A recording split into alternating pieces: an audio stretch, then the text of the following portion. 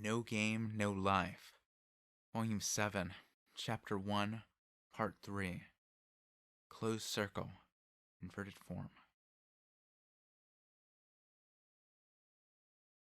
They were still on the second space. It had been 9 hours since the start of the game. All was quiet. For a long time, the silence was broken only by the chirping of birds and the rustling of trees. The sound of wheels rumbling along was no more. Even Steph had fallen to her knees, no longer pulling the cart. Sora, too, lay motionless in the fading twilight as he faced reality once more. Contrary to the soothing landscape, if one were to paint this scene, it would be titled, The End. But a small voice that resisted being hung in a gallery arose from Sora's chest. All we've been doing is wandering aimlessly. Shiro, who until just now had been fiddling constantly with the tablet, waiting for the battery to die, said, "Brother, I'm done calculating." She showed her brother the glistening screen, but her smile sparkled many times brighter. The tiny shred of hope, more radiant than a star, showed her brother. Rah! All right! Screw that old Dace! Screw Tet! Hey, who was it who said you can always find God in your heart? Specifically in my heart? Yeah! What are you... Ow! That hurts! Uttering a strange sound, Sora lifted his sister, the goddess, onto the cart, causing it to lurch forward and give Steph a hard whack to her face with its handle. But as the injury was guaranteed by the 10 Covenants to have been accidental, any objections from her were spectacularly ignored. Sora put Shiro on his shoulders and beamed as he turned the tablet towards Steph. Even accidents deserve an apology, Steph thought, but she appeared to have given up on the two who lacked any common sense. A map of the world? What are these red slashes? It's a map of the board, a map of the land areas the old Deus copied. Shiro had compared the first space they completed and their current position on the second space with the remaining visible spaces along the spiraling landmass. She had also calculated the board's relative distances and intervals, assuming there to be 350 spaces with a total length of 3,500 kilometers.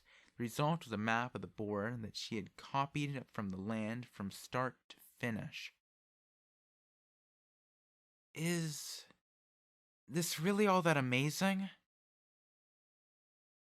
Sora, aghast at the poor commoner, incapable of comprehending the work of the goddess, exclaimed, "Dude, look harder. There are no mountains or channels or deserts. And this is dairy farming land, see?" Yes, according to the map Shiro had worked out, this board went from the former continental domain of the Eastern Union, the center of the continent of Lucia, to the north-northeast. It grazed the sanctuary, cut across avant-garde territory, ultimately reaching the land of Elkia. None of the terrain would be physically impossible for them to traverse with the equipment they possessed. What's more, their current location was dairy farming land in Elkia's southeastern domain, formerly the Eastern Union.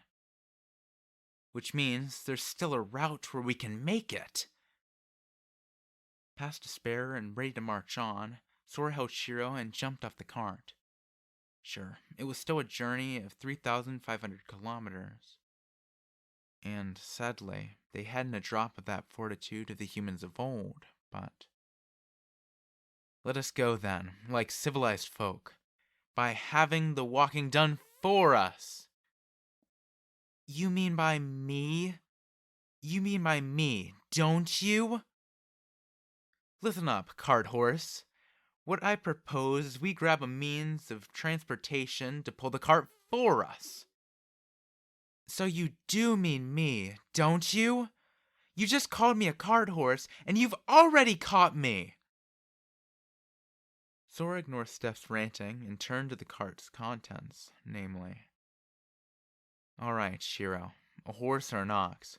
We'll swipe 'em. Roger that. With a rope and a hoe in hand, a frightening grin arose on Sora's face. You, you're stealing? That's... Wait, it's not even about right or wrong. The Ten Covenants... The voice of reason was, however, merely met with the same nonsensical grin. Hey, why don't we look back on everything we've done so far? Breaking and entering, unauthorized use of private property, and to top it off. As for you, there's the theft of that cart you stole and the property damage to that door you smashed, right? Huh? Sora smirked. His stuff seemed to come to this realization. Had this land been created by the old days from nothing, there shouldn't have been houses. But stripping them from the land would have been a flagrant breach of the covenants beyond any mere violation of rights. The covenants were absolute, even for an old Deus, meaning. The old Deus just copy and pasted the land onto the map. Everything here is a copy of what's on land. It's no one's property, so the Ten Covenants don't apply. Therefore, there were no exceeds in this land other than the game's participants, no persons to whom the covenants applied.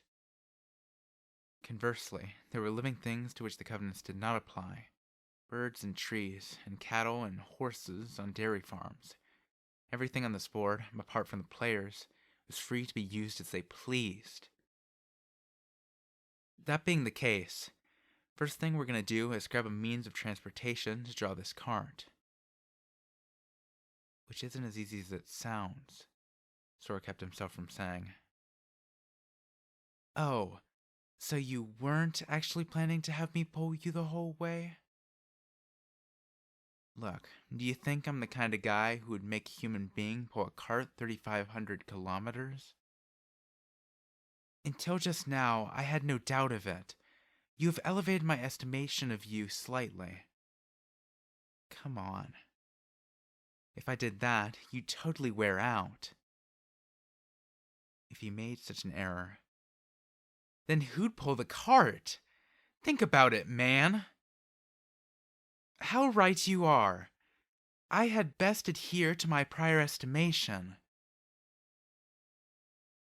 In this world Tet called a utopia, where all was decided by games, it was by no means the desire of these two shut-in losers to agree to physical labor.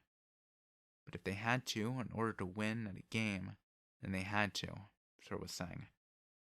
Had the siblings demonstrated such flexible thinking in their old world, they wouldn't have had to be shut-ins at all. Glancing at the sea to the left, beyond the game, Sora mumbled.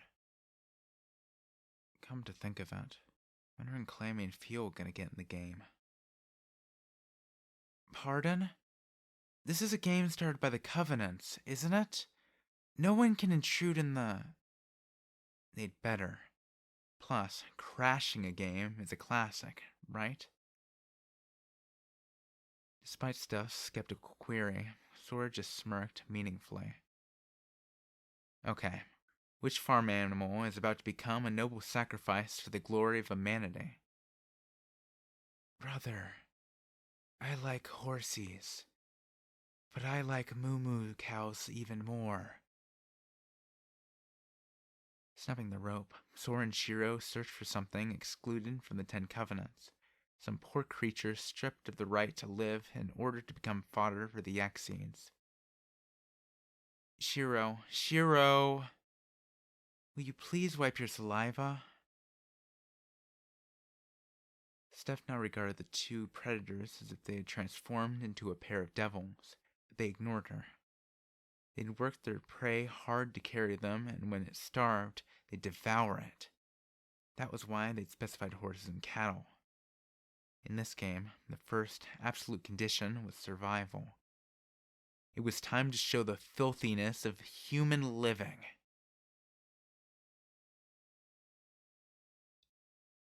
Large flowers blossomed across the open ocean. These massive blooms that sojourned over the waves, spreading their petals to cover the surface of the sea, were ships. They were silent and had neither masts, nor oars, nor propulsion devices, nor even flags to indicate their nation. The arresting spectacle of these ships as they traced paths of flowers along the water's surface vividly articulated their affiliation. Elven Guard. These were floating blossoms, woven by elf magic that drifted on scent rather than water, via le plums. They wafted over land and sea, giving bloom to other flowers while still drifting along. There existed not just one, but countless via le plums, all gracefully traversing the rocky seas without a sound from west to east, brilliantly colored, in perfect formation at uniform speed. A giant garden stretching tens of kilometers from front to rear. Leading the fleet was a red rose via le plum, larger than all the rest, and on its bow stood a dark silhouette.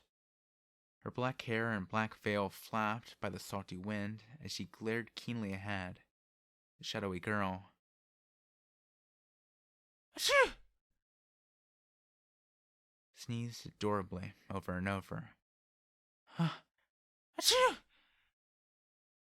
It's so cold. It's so cold here, Fee. Clammy? Why don't you quit putting on a show and come inside? You'll catch a cold. The black-haired amenity girl, shivering with a runny nose, Clammy Zhao. The blonde elven girl, spreading her shawl and embracing the former, Fionn Nervalin. Descending from the bow, the black-haired girl inquired. Also, Fee, about how much longer is it to be? At this rate... Why, we may have the better part of a month left. It really shouldn't even take a day to cover this distance. These are relics we're writing, you know? Why, it takes as much time to gather them as it does to ride them. I know that, said Clammy.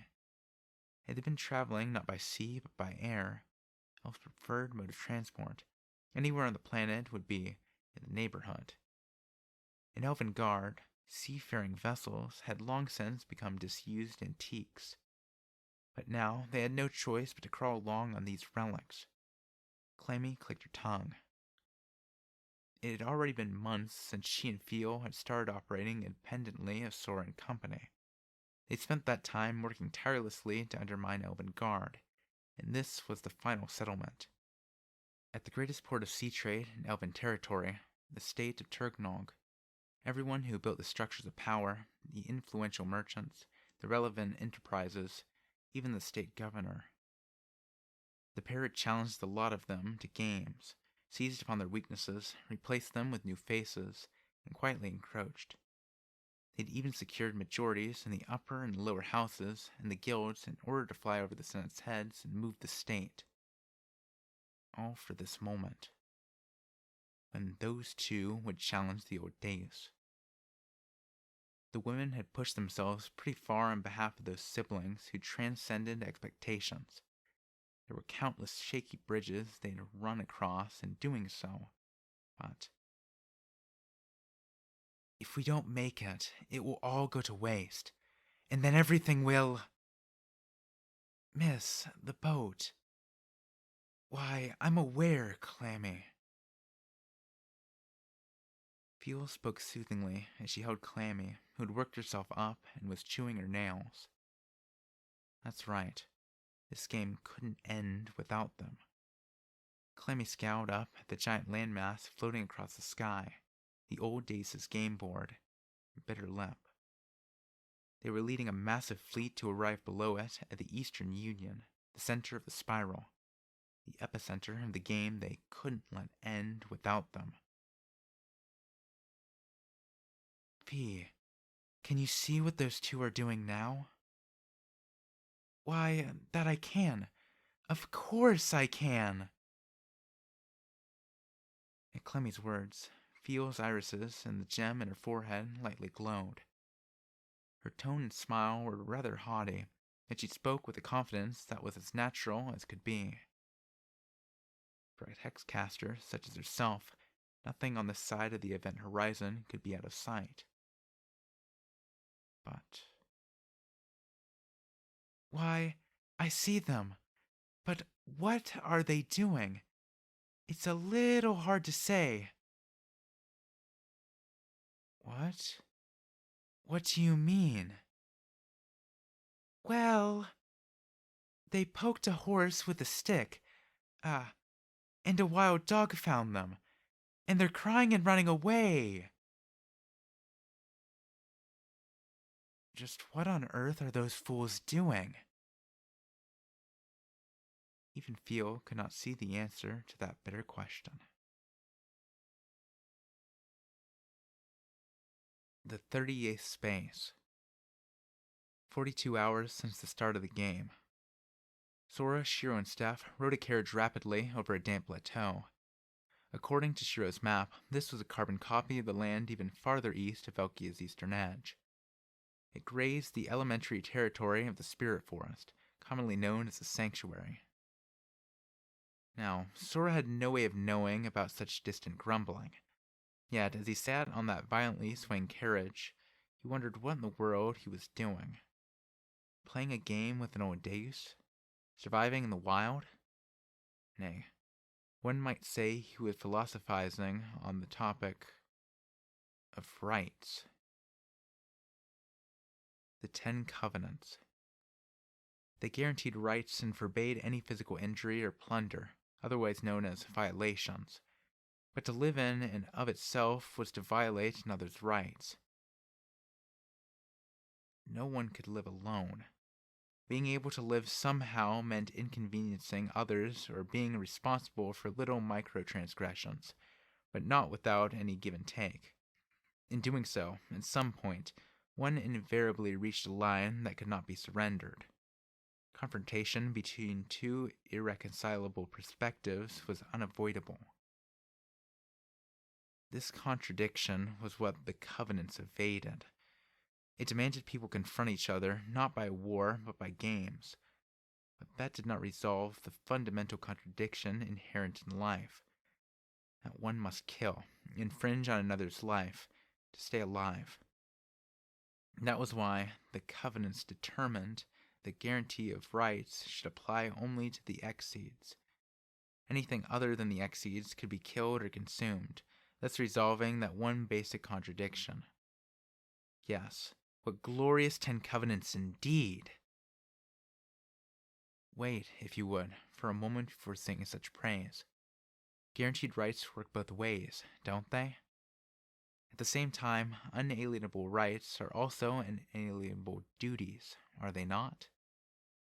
Thus, rights that can be infringed would also be duties that can be reneged, would they not? How profound, Sora thought rapturously. Rights and freedoms come with duties and responsibilities. This concept was still debated on Earth, yet in this world, it could be distilled more clearly, more simply, into one sentence. You can eat 'em, but don't complain if they eat you, right? Come on! Can't this carriage go any faster? A shoddy contraption like this? If we go any faster, it'll tip over! Brother? Fire more. Fire! Behind the careening carriage, a mob of monsters charged after them with fangs and claws bared.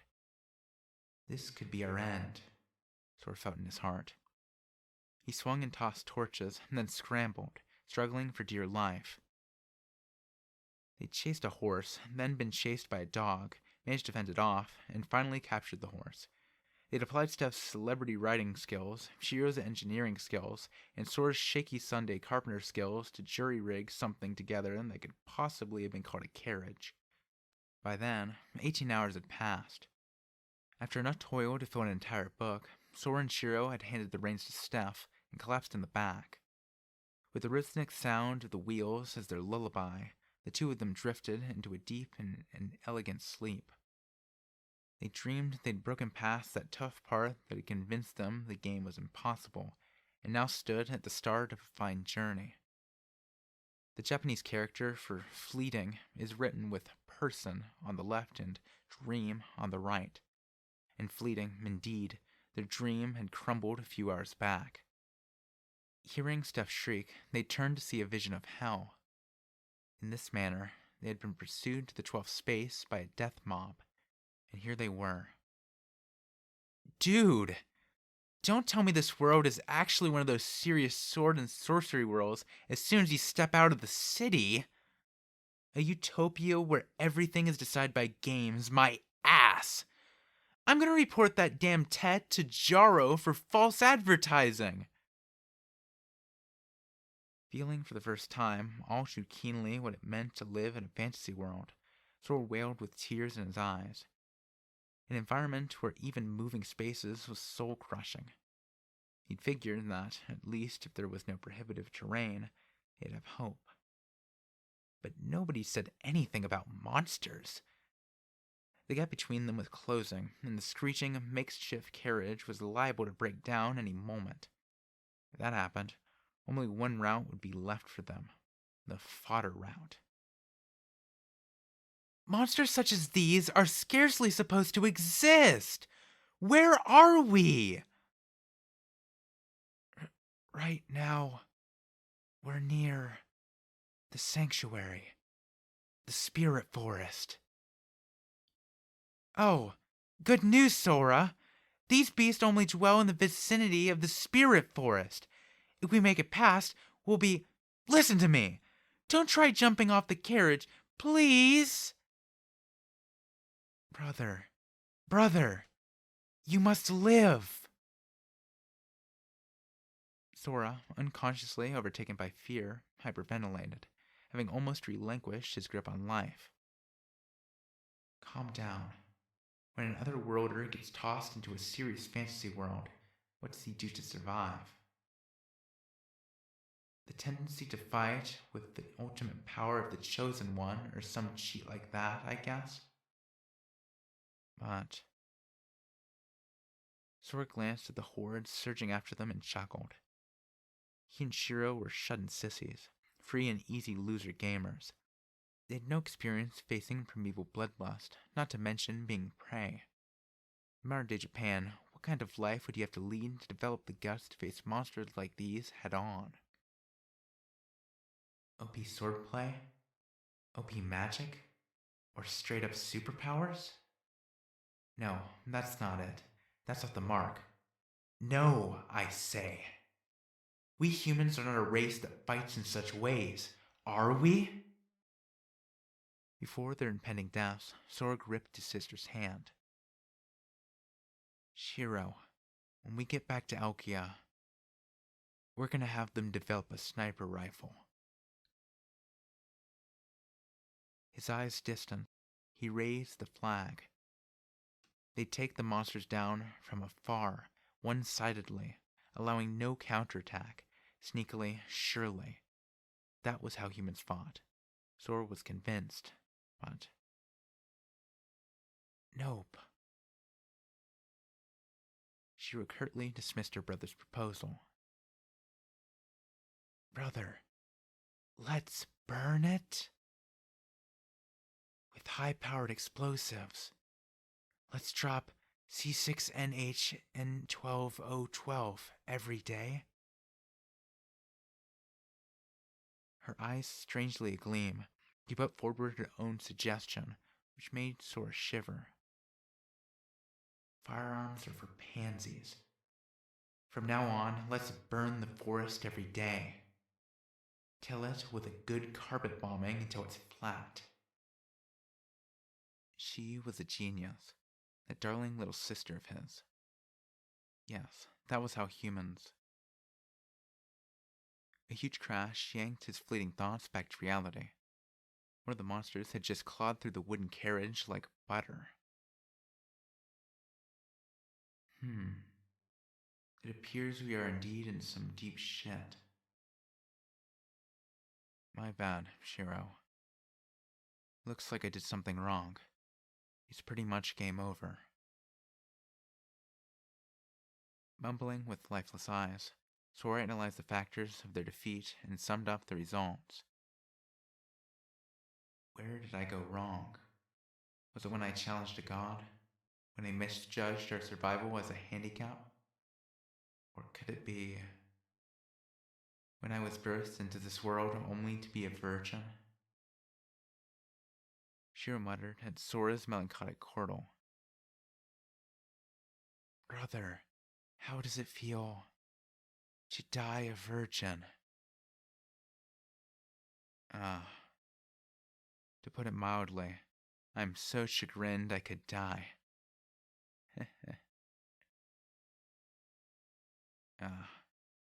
Humans are weak.